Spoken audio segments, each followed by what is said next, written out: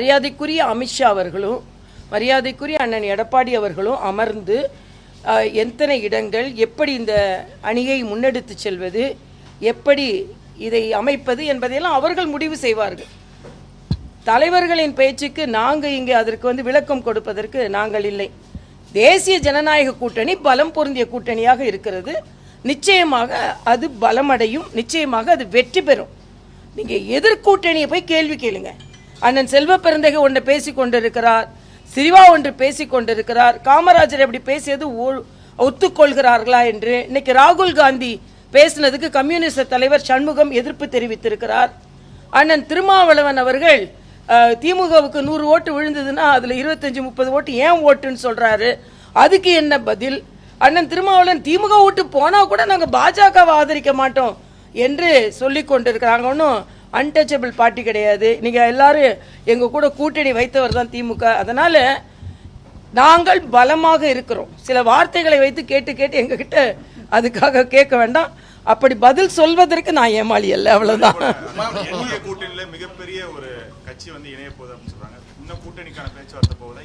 என்டிஏல எந்த கட்சி இணைந்தாலும் அது மிகப்பெரிய கட்சி தான். ஏன்னா ஆளும் கட்சியை தோற்கடிக்க போகிற கட்சி தானே எந்த கூட்டணியாக எங்ககிட்ட சேருது. அதனால என்டிஏல சேரப்போகின்ற எந்த கட்சியாக இருந்தாலும் அது மிகப்பெரிய கட்சி தான் என்பதை நான் தெரிவித்துக் கொள்கிறேன். இடஒதுக்கீடு தொடர்பான போராட்டம் நடந்திருக்கு.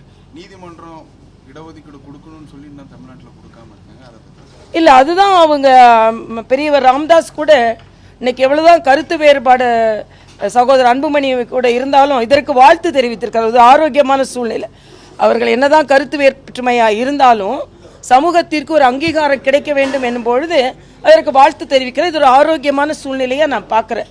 ஆனா திராவிட முன்னேற்ற கழகத்தை பொறுத்த மட்டில் எல்லாவற்றிற்குமே அங்கீகாரம் கிடைப்பதை அவர்கள் தடுக்கிறார்கள் என்பதுதான்.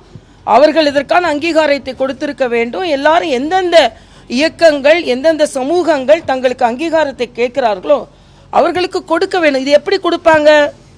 சாதிவாரி கணக்கெடுப்பை தமிழகம் முன்னெடுத்து சென்றிருக்க வேண்டும்.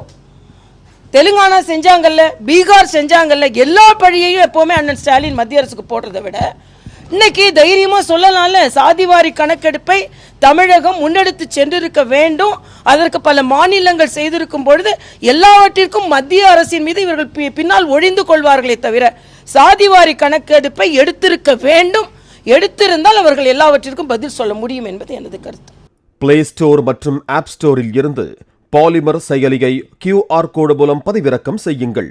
செய்திகளை உடனுக்குடன் பெறுங்கள்.